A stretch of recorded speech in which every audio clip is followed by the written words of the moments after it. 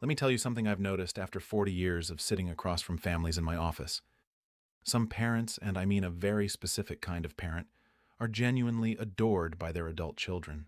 Not feared, not tolerated, not visited out of guilt or obligation, but deeply and authentically respected.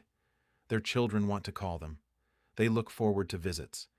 And when those parents speak, their adult children lean in, not because they have to, but because they want to. Now here's what's interesting.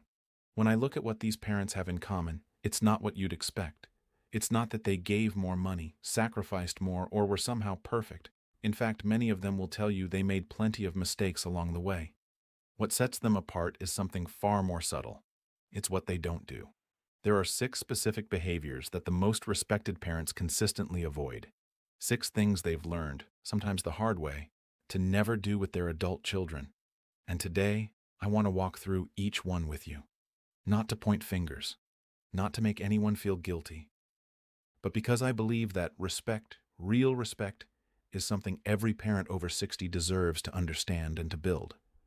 Because here's the truth that most people won't say out loud. Respect is not something your children owe you simply because you raised them. Respect is something you earn day by day, conversation by conversation, through the quiet discipline of how you choose to love. Over the course of my career, I've worked with thousands of families. Families in crisis, families in celebration, and everything in between. I've seen relationships between parents and adult children that were warm and generous, and I've seen ones that were cold, transactional, and painful for everyone involved. And the single most consistent pattern I've found is this. The parents who are most respected by their grown children are not the ones who did the most. They're the ones who practiced what I call the restraint principle. The restraint principle is simple but powerful. It says that in the second half of life, the deepest respect doesn't come from what you add to the relationship, the extra advice, the extra calls, the extra involvement. It comes from what you are strong enough to hold back. That's not weakness. That's not passivity. That is a very specific kind of emotional strength. And these 6 behaviors I'm about to share with you, these are the places where that strength matters most. 1. They never use guilt as a currency. I call this pattern the emotional invoice. And if you're honest with yourself, you'll probably recognize it, either because you've done it or because it was done to you. It sounds like this. After everything I've done for you, this is how you treat me. I gave up my career for you kids, and now nobody can even bother to call. Sometimes it's more subtle. A sigh, a long pause, a tone of voice that says, "You owe me, and you're not paying up." Now, I want to be very clear about something. The feelings behind those words are real. The sacrifice was real. The loneliness is real. I'm not dismissing any of that. What I am saying is that the strategy using guilt to pull your children closer doesn't work. In fact, it does the exact opposite. When you send an emotional invoice to your adult child, you are doing something very specific to the relationship. You are turning love into a debt. You're telling them, "My love was not a gift. It was a loan, and I expect repayment." And the moment that message lands, even if you don't say it in those exact words, something shifts inside your child. They stop feeling grateful. They start feeling trapped. Attachment theory tells us that the most secure, lasting bonds between parents and children are built on unconditional regard, not on scorekeeping, not on repayment schedules. The most respected parents understand this at a deep level. They know they sacrificed, they know they gave enormously, but they gave those things as gifts, freely, without conditions. And they never send the bill. That doesn't mean they don't have needs. Of course they do. But they express those needs directly. "I miss you. I'd love to see you," instead of "You never come to see me anymore." One is an invitation. The other is an indictment. And your adult children can feel the difference. 2. They never compete with their child's spouse. I call this the loyalty triangle. And in 4 decades of practice, I can tell you, it is one of the most destructive patterns in family life. Here's how it works. Your child gets married or enters a serious partnership. And slowly, sometimes without anyone realizing it, a quiet competition begins. Who does your child spend holidays with? Whose traditions take priority? Whose opinion carries more weight? And underneath all of those surface-level questions is one deeper, more painful one. Am I still the most important person in my child's life? The honest answer is no. And that is not a tragedy. That is healthy development. Family systems theory describes something called triangulation, when a third person gets pulled into a two-person conflict. In this case, your adult child becomes the point of a triangle, pulled between loyalty to you and loyalty to their spouse. And here's what decades of research and clinical observation have taught me. When an adult child is forced to choose between their parent and their partner, they don't choose either one. They withdraw from both. The most respected parents refuse to create this triangle. They don't make subtle comparisons. She's changed you. He's keeping you from us. They don't frame the spouse as someone who took their child away.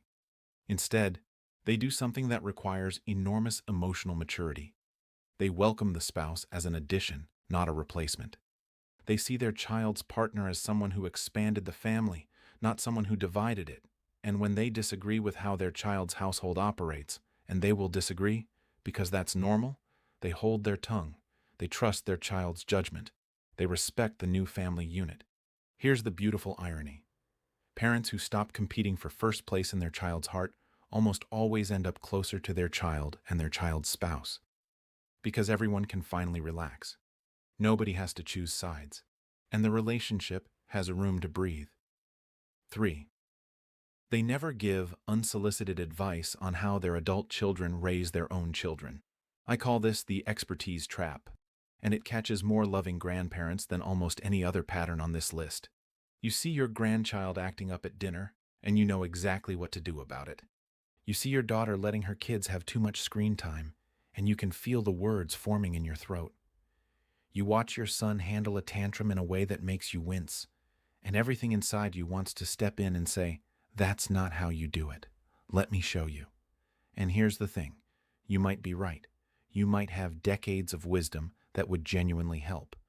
But here's what self-determination theory teaches us about human motivation. Every adult has a fundamental need for autonomy. Your adult child needs to feel like the authority in their own home, with their own children. That need isn't optional. It's not something they'll outgrow. It's as basic as the need for food and water. When you offer parenting advice that wasn't asked for, no matter how gently you say it, you send a very specific message. I don't trust your judgment as a parent. And that message lands hard, harder than almost anything else you could say. Because your child's identity as a parent is still forming. It's tender, it's vulnerable. And when their parent, the person whose approval has always mattered most, questions that identity, the wound goes deep. The most respected grandparents I've worked with have all learned the same discipline. They bite their tongue. They watch. They wait. And when their child asks, "Mom, what did you do when we wouldn't sleep?" Or, "Dad, how did you handle this?" Then they offer their wisdom. Gently. As a suggestion, not a correction. Asked for advice builds closeness. Uninvited advice builds walls. The most respected parents know the difference. 4. They never broadcast family problems to outsiders. I call this the public courtroom, and it does more damage to family trust than most people realize. It sounds like this: telling your neighbor that your son hasn't called in 3 weeks, mentioning at church that your daughter-in-law is difficult, confiding in your sister that your youngest is going through a divorce before your youngest has told anyone, posting on social media about how lonely the holidays are when the kids don't visit. Each of these moments might feel like venting. It might feel like you're just looking for support, for someone to understand what you're going through. And I don't doubt that the pain behind it is real. But here's what happens on the other side. When your adult child discovers, and they almost always discover, that their private family business has been shared with others, something fundamental breaks. The psychology of trust tells us that privacy is the foundation of emotional safety. When someone exposes your struggles to an outside audience, you don't feel supported. You feel exposed. You feel unsafe. And the natural human response to feeling unsafe is not to open up more. It's to build higher walls. I've seen this pattern end relationships. A mother tells her bridge club that her daughter is in therapy for anxiety, and what was a warm, if imperfect, relationship turns cold, sometimes for years. Not because the mother was malicious, but because the daughter no longer feels safe telling her mother anything. The most respected parents treat family information as sacred. They process their own pain with a therapist, a journal, or a trusted confidant who understands the meaning of discretion. They do not turn their family's private struggles into public conversation, because they understand that loyalty isn't just about standing by someone, it's about standing over their story, protecting it, keeping it safe. Your children will tell you more when they trust that what they tell you stays with you. That's not a theory. That's a fact I've seen confirmed thousands of times. 5. They never keep score of visits and calls. I call this the contact ledger, that invisible notebook in your mind where you record every missed call, every shortened visit, every holiday they spent with the other side of the family. You know the one. It has entries like, "She didn't call on my birthday until 4 p.m. He visited his in-laws 3 times this summer but only came here once. I always have to be the one to call first." The ledger is real. The feelings behind it are real. And I want to honor that, because the loneliness of waiting for a phone that doesn't ring is one of the most painful experiences of aging. But here's what keeping score does to a relationship. It turns every point of contact into an obligation. When your child knows, and they always know, that you're counting, every phone call becomes a performance. Every visit becomes a duty to be checked off. The spontaneity dies. The warmth drains out. And eventually, your child starts calling not because they miss you, but because they feel guilty. And a guilt call? You know this. It feels nothing like a love call. Erik Erikson, the great developmental psychologist, described the central challenge of later life as the tension between integrity and despair. A person who achieves integrity doesn't count what they're owed. They look at their life with acceptance, with wholeness, with a sense that what they've built has meaning, regardless of how often the phone rings. A person trapped in despair counts everything, every missed call, every empty chair, every slight, and the total always comes up short. The most respected parents I've known have made a conscious decision to stop counting. They don't compare one child's visit frequency to another's. They don't announce how long it's been since the last call. Instead, they make every interaction, whether it's a 10-minute phone call or a week-long visit, feel like a gift, not an installment payment on a debt. When your child calls you and you answer with genuine warmth instead of, "Well, it's about time," that warmth is what brings them back. Every single time. 6. They never use inheritance as a tool of control. I call this the financial leash, and it is one of the most corrosive forces in family relationships. It sounds like this: "If you don't start visiting more, I'm changing my will. Your brother has been much more attentive than you, and my estate plan reflects that." Sometimes it's unspoken, a lingering awareness in the family that love, loyalty, and money are all tangled together, and that displeasing mom or dad comes with a financial cost. Now, let me be clear. Your money is your money. You earned it. You have every legal and moral right to distribute it however you choose. That's not what this is about. This is about what happens to a relationship when financial decisions become emotional weapons. When you tie inheritance to behavior, you reduce the most important relationship in your life to a transaction. And transactions don't produce respect. They produce one of 2 outcomes. Your child complies, calling more, visiting more, saying the right things, but does so out of financial self-interest rather than love, which means the respect you're receiving is hollow, performative, and it will evaporate the moment the money is distributed. Your child refuses to participate in the transaction entirely and pulls away, not because they don't love you, but because they refuse to let love and money occupy the same space. Either way, you lose. Viktor Frankl, the psychiatrist and Holocaust survivor, spent his life studying what gives human beings a sense of meaning, and one of his most important observations was this: the legacy that matters, the legacy that endures beyond your lifetime, is not measured in assets. It's measured in values, the way you treated people, the principles you lived by, the emotional inheritance you leave behind, the lessons, the warmth, the model of how to age with grace. The most respected parents separate money from love, completely and permanently. They make their estate decisions based on fairness, on need, on practicality, but never as a reward or a punishment. And by doing so, they free their children to love them for who they are, not for what they might leave behind. That kind of love, love that has nothing to do with money, is the only kind worth having. So there they are. 6 behaviors. 6 things the most respected parents never do. They never use guilt as a currency. They never compete with their child's spouse.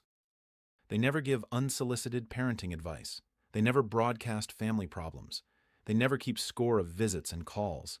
They never use inheritance as a tool of control. And if you look at all 6 together, you'll notice something. They all share the same root. Every single one of these behaviors comes down to one thing: the dignity of restraint. The most respected parents are not the ones who do the most. They're not the loudest, the most involved, the most opinionated, or the most generous. They are the ones who have developed the emotional strength to hold back, to feel the urge and not act on it, to have the opinion and not voice it, to notice the slight and not keep score. That's not weakness. That's not surrendering your role as a parent. That is the most advanced form of love there is. It's love that trusts, love that gives space, love that says, I am strong enough to not need you to prove that you love me. Now, if you recognized yourself in one or two of these patterns, I want to say something important. This is not about shame. This is not about cataloging your failures. Every parent alive has done some version of these things, including me. The question is not whether you've made mistakes. The question is what you choose to do starting today. And the beautiful thing about these 6 behaviors is that you can stop any of them right now. Today. This conversation, this phone call, this visit. You don't need your children to change first. You don't need an apology. You don't need permission. You just need the decision and the courage to love differently. I want to leave you with this thought. You don't need perfect children to have a beautiful relationship. You don't need them to call every day or agree with every decision you've made or live their lives exactly the way you imagined. What you need, the only thing you truly need, is the willingness to love them in a way that makes them feel free. Because here's the paradox that 40 years of practice has taught me. The tighter you hold on, the more they pull away. And the more you let go, not with indifference, but with trust, the more they come back, on their own terms, of their own free will, which is the only kind of return that means anything. Respect is not built in grand gestures. It's built in small, quiet moments of restraint, in the advice you didn't give, in the score you didn't keep, in the guilt you didn't send, in the story you didn't tell. The parents who are most loved at 80 are not the ones who gave the most. They are the ones who demanded the least. And that right there is a legacy worth leaving.